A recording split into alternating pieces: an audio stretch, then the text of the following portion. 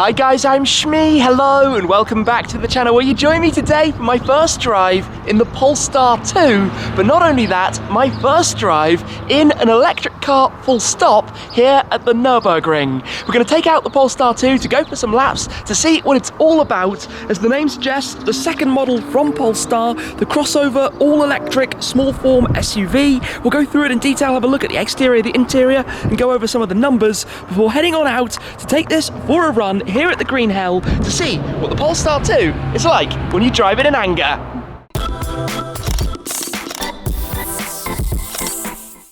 We've charged the Polestar 2 up overnight, it's ready to go, ready to be driven, and I believe you should be able to get about 3 laps out of a full charge with this. Typically in Eiffel Mountains fashion, the weather is all over the place. At the moment it is lovely, but a couple of minutes ago it was drizzling. So let's hope the rain stays away so that we can have some fun with this. Now the Polestar 2, as I said, is Polestar's second model, their first full battery electric production model, following the Polestar 1, which was the hybrid luxury saloon, this being the small form factor crossover SUV. Now this Polestar 2 is the top spec model, 2 electric motors, 408 horsepower, 660 Newton meters, and a lot of clever technology to run through. Now Polestar used to be Volvo's performance brand. It's now become its own brand, its own models, with the Polestar 1 and Polestar 2 owned by Geely, but still using some of the technology, the systems, the controls and things from Volvo, and in some cases the design as well. You'll notice the familiar look at the front. Gone is the traditional grille for cooling the combustion engine. In place, this area is used to house the sensors. We've got the clever tech of the headlights, for example. There's even a sticker on the side to let you know we've got a 78 kilowatt hour battery, 300 kilowatts of power. That's the 408 metric horsepower in total. I think the rear of the car looks cool. This flat, squared off hatch you could say at the back, and the tail light that wraps all the way over. Obviously no exhaust tailpipes, nothing like that. Electric car, full electric car. Let's come round though and take a look at the interior to run through all of that very quickly before we're going to get straight on out. It's actually surprisingly cold today. Not exactly the most premium sounding door lock mechanism. Anyway, let's step in here. You've got the vegan interior. You can have a leather interior should you prefer, but it's very, very simple. 99% battery life. To effectively start the car, you close the door, pop it into drive, and off you go. That's all you would need to do. I'm going to leave it in park for the moment. It's got Google built in, the first production car to have Google's interface for the controls, which all work very, very well. You can talk to it with the Google Assistant. Lots of clever tech again in here in terms of the settings and things that you can change, probably for driving out right now. We don't want some of these things on. I'm not sure what's going on there. Collision avoidance, this is something you have to watch out for when you're on the ring, because otherwise it's going to slam on the brakes when it detects the car in front slamming on the brakes. We do not want that at all. But yes, let's go experience this, see what it's like. Very Volvo-esque steering wheel, but its own software, its own interface.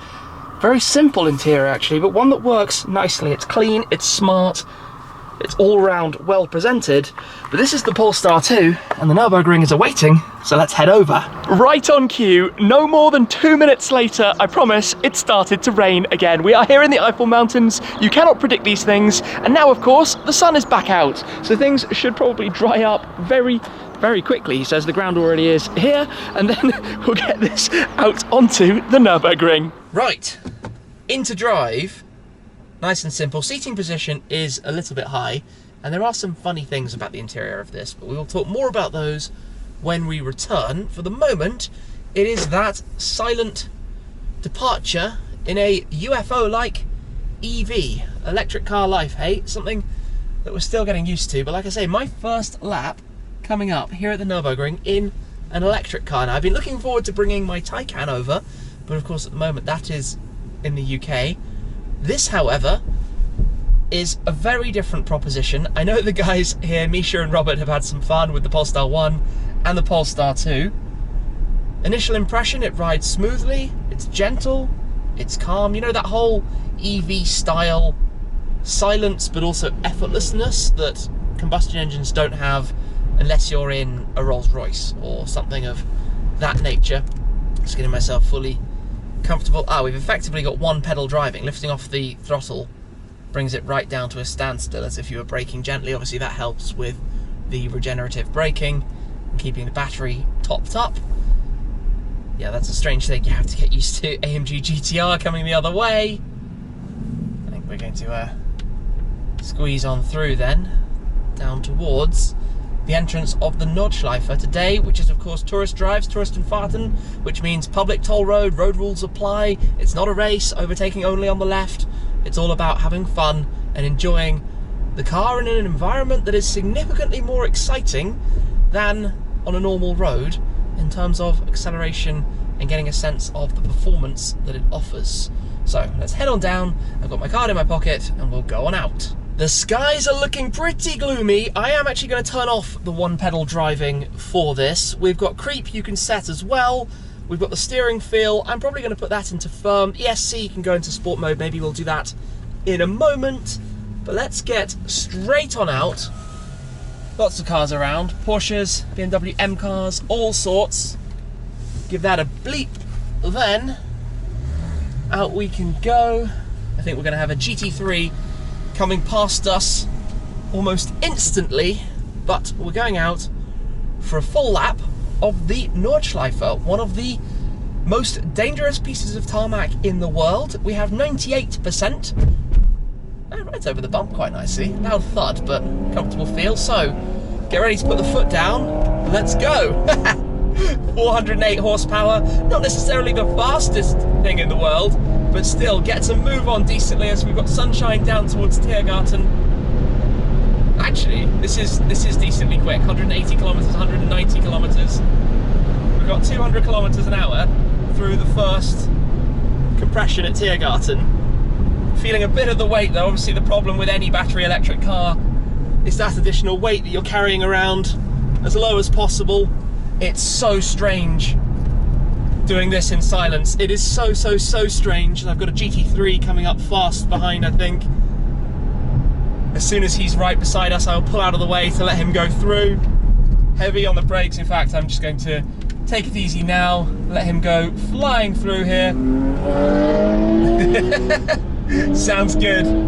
How strange is that? We're in here in silence, listening to the noise of the GT3 ahead of us. Now, we don't know which parts of the circuit might have wet tarmac, so I do need to keep my wits about me during this.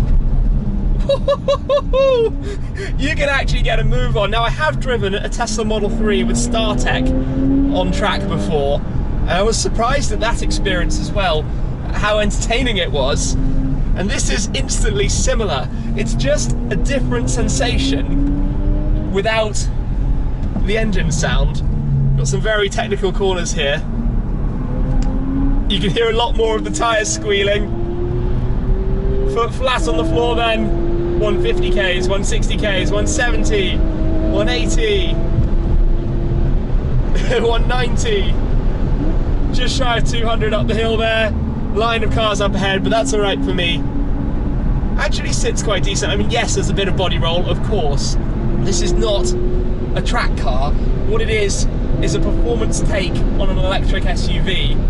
As we go now around towards Schwedenkreuz, we're right on full power there. That's as much as we've got. About 215. It felt like an electric limiter, to be completely honest. Just over 200 kilometers an hour off camber around here towards Nurburgring. Doing a nice job of keeping up with the GT3 and an M2, and is that an M3 maybe in the middle, up ahead. Amazingly early back on the power there, confidently, considering. Quite impressed by that.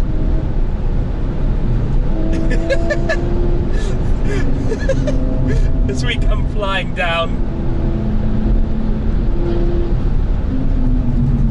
Wow, busy line of cars ahead. Ideally we will go through, past the M3 and the M2. But add now force here, firm on the brakes.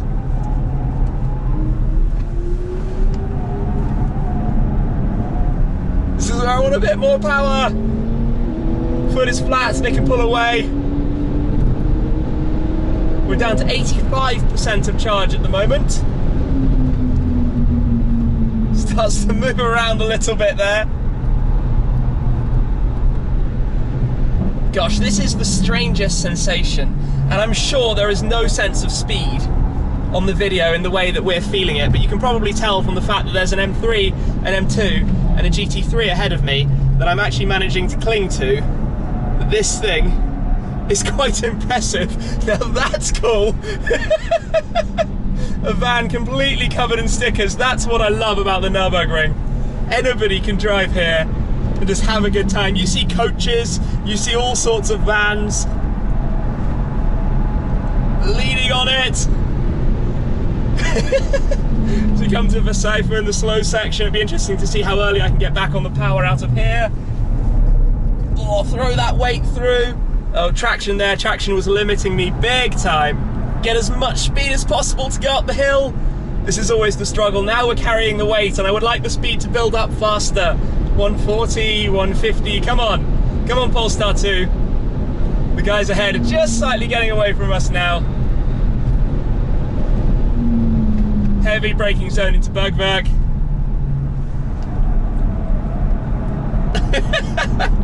Just listening to it squeal. You can get very early onto the power. Four-wheel drive system, electric, instant torque, and a lot of torque. 660 Newton meters is no small number.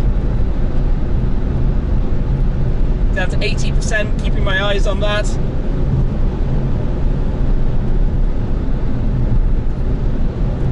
Catching up very fast on up here.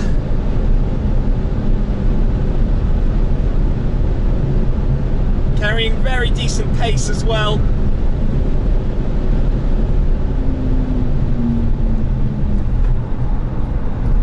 Slightly damp tarmac I can see now, as we're going to be coming to Staalstrekker and then into the carousel, which will be fascinating in this. I actually cannot wait to ride through the carousel in the Polestar 2. Go back into car settings, let's put it into ESC Sport mode. It will just give me a little bit more earlier power out of the corners, something I've noticed that the traction is intervening a little bit more than I would like. It just, I know, isn't the same sense as it feels. So we're going to drop into the carousel here then, ride round on the concrete slabs. Oh, that's pretty bumpy actually. I mean, it's not kind of clattery like a supercar. Oh, there we go. Seatbelts are strangling us. That is the car's safety systems that are now, there we go, released. The car's safety systems basically intervene, and that's not the most pleasant experience because it's completely and totally holding us fast in. Right, this is the corner that's often deceptive because you're looking at the fences and the track goes a slightly different way. But you can tell that this is a surprisingly cool experience, probably from my reaction. We've got some yellow flags, so take it easy. We're out then, Nurburgring.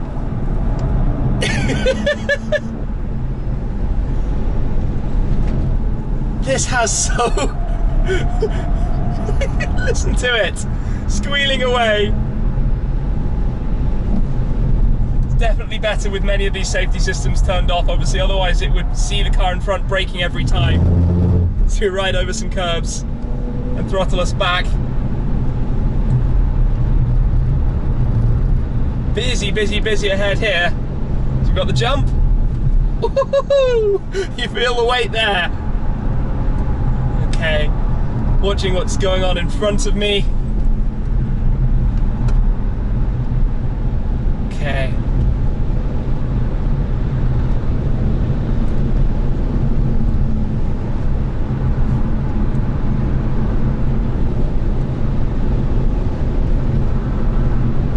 Wow, you can hurtle this at some speed. Tell you what, doing the Nordschleife at a slightly slower speed to some of the supercars does give you a little bit more time to take it all in as we come round towards the end, the last couple of corners now. Listen to that. But what a fun lap following the M3, the M2 and the GT3 ahead, and effectively sticking with them the whole way round, which I think gives you some sense of what this can actually achieve. We'll take it slowly from here on out just to cool it all down a little bit, but we're only down to 71%. That's not too bad for a full lap of the Nürburgring. We're talking over 21 kilometers, so about, what, 13, 14 miles or so. And it didn't do too badly there. Now this is where I can turn back on one pedal driving, it can regen on us, we can put the steering back into standard and put ESC back onto normal as well. Yeah, that was pretty good fun, to be honest. I'm quite surprised by what this could do. That was awesome. It would be wrong not to spend a little bit of time driving the Polestar 2 on the normal roads as well to get a feel for this, because I imagine more of these will be driven as daily drivers than track weapons out on the Nürburgring. Nonetheless, when you're cruising along, it is very comfortable. You feel more at home with the seats than I did initially. I've got a little bit more comfortable with it. All of the controls are very easy to find in terms of what you would like. Obviously, you've got the Android Assistant if you'd like to talk to it. There's a magnificent full panoramic glass roof up above, and the dashboard with the digital display gives you all of the information that you could want as well. And it also drives like quite a nice car. It's not this alien kind of feeling that the Tesla Model 3 or Model Y has, for example. It's much more traditional car-like if you're something like me and a bit of a petrol head at heart. Cruising along though, like I said, you can play with these settings, put it back onto the one pedal drive, only need to use the throttle pedal, never effectively have to touch the brake at all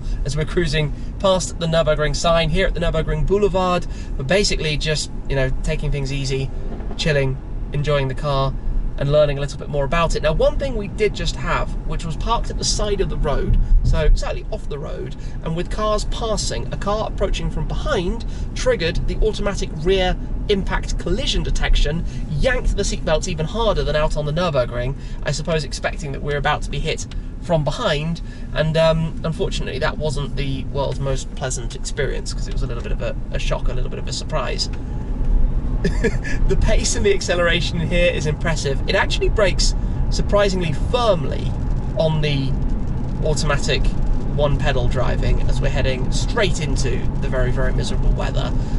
You do have a middle setting, so you can put it in one pedal drive low, and that's probably more where I would keep it. I like that kind of lift off, slight braking feel, but more comfortable being in charge of the brake pedal myself as opposed to letting the car do all of the work in that capacity. Obviously we've got all of the tech, the blind spot monitoring, the automatic rain sensors for the wipers, everything that you could want to have. This is a car that is loaded on the technology front, and there's a decent amount of space in the back.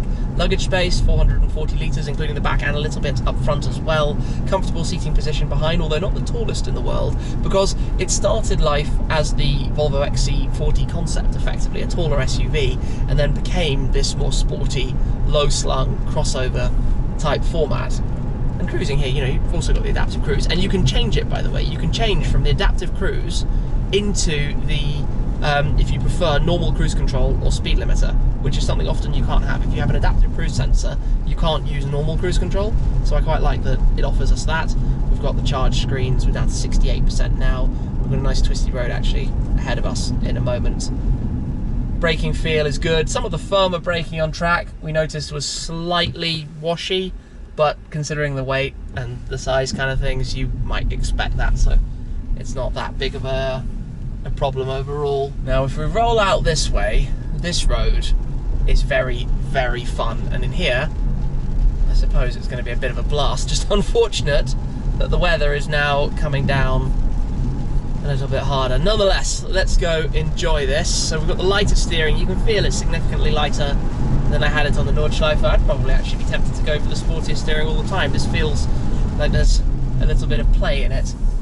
Throw it through a tight corner, grips quite nicely, back on the power early. Oh wow, this just got really miserable, didn't it? Story of the Nürburgring area. I mean, it's not crazy fast. It's not at all crazy fast, but it is plenty quick enough for normal real-world driving. Oh wow, this is not the best weather.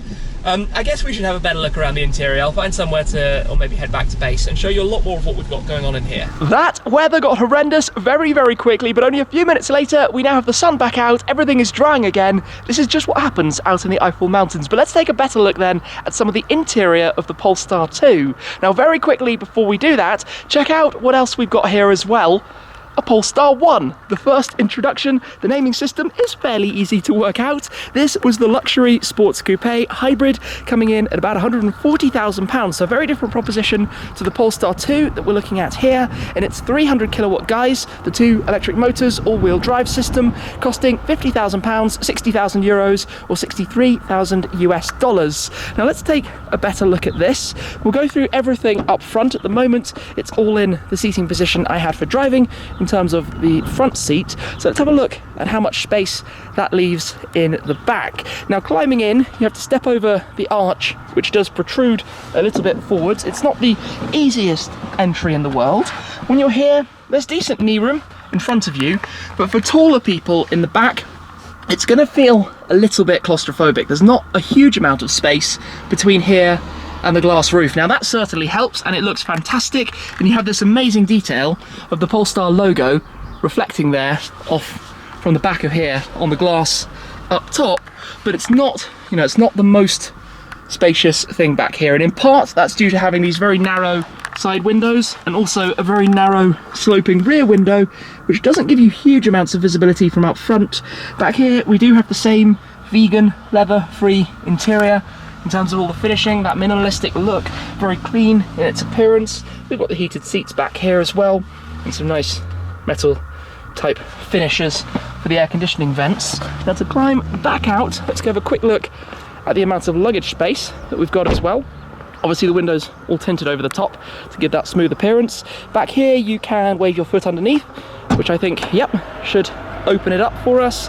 Parcel shelf lifts up. Obviously having this sloping roof line, you do lose a bit of luggage space as a result. Back here there's a through load system going through. We've got 405 litres in the back and a small little storage up front that we're going to check out as well. You've got this contraption which opens up like that. Some hooks, some other bits and pieces for storing luggage, I guess in numerous different ways. Interesting contraption back here. Underfloor storage bin as well if you need that extra space, and also some net pouches at the side. Close that back down. Show you quickly the luggage space that we have up front. Pull that lever just there, and then to open the front there's a catch just to the side here. Pop that open and you can see this small storage area. We've got the charging cables at the moment, quite a small charger. That's what we use to plug it in and charge it up here, just on a normal 3-pin, in fact, 2-pin actually, sorry I should say, and it didn't take all that long, so that was quite impressive. Close this back down into place, give it a click on each side, and come and take a better look inside here then at some of the controls and settings and things. Wipers running, as I said earlier, effectively as you step in it wakes up, it comes into life. We've got profiles that you can have configured in here. In fact, we can escape from this. Don't want to turn on our location. It's got a couple of notifications. He says, swipe it away. Obviously the car settings, like I was showing earlier, in terms of steering feel, one pedal driving, creep, sport mode, the assistance systems. This was misbehaving earlier, but completely fine when we went out to drive, all doing exactly what it should do. Charge gives you a little bit of a chart of what's going on, and more settings, all through a very easy to use interface. And you've got your profiles as well. And as I said, because it runs Android, you could literally say, hey Google, turn on the driver seat heating. Alright, turning on the seat heater for the driver. Nice and easy, hey? Just like that, done. Everything is done through spoken commands. You don't have to worry about it too much. It's all easy to interact with. You've got a few controls here on the dashboard, on media over on that side, and to change some adaptive cruise settings and screens and whatever it might be. We're not in drive at the moment, so everything will wake up and engage and show us the action view, I guess, in front of what's going on. But all very simple, all very clean, all very easy. Your window and mirror controls, your memory seat controls. Down here is a button as well to open up the boot if you want to press that. Super easy, super clean, very nicely presented. Wireless charging pad here. Some slightly awkward to access USB ports just in there. Not the easiest things in the world to open, but I suppose when they're closed, they do look quite clean. The whole presentation up here with the inlays, it's all very clean and smart as well. Big glove box, a couple of things in there, but lots of space. I also quite like the seat belts, which match with the colour of the brake calipers as well. But to stop it, effectively, you're in park and you open the door and that switches it off. That simple, nice and easy. So this has been quite an interesting drive. That was a lot of fun. on the Nürburgring, my first lap on the green hell in an electric car, and it's with this, the Polestar 2, which we've had a good look at today. So I'm curious as to what your thoughts might be. For me, this is quite an interesting competitor with the Mustang Mach-E. I would choose either of those two over the equivalent Tesla, the Model Y, for example, from my experiences having now driven all three of them. I think this just looks one of the best in its segment. It looks like a car as opposed to trying too hard to look a little bit strange. Obviously all of the names that are often given to electric cars thanks to not having front grills and just having that slightly different appearance. Today though, that's been quite a lot of fun, so thank you very much for watching. I hope you guys have enjoyed this full look at the new Polestar 2, including a lap on the Nürburgring. That's it for now though, thank you very much for watching. As always, your support is really appreciated, and I'll see you again very soon. Cheers!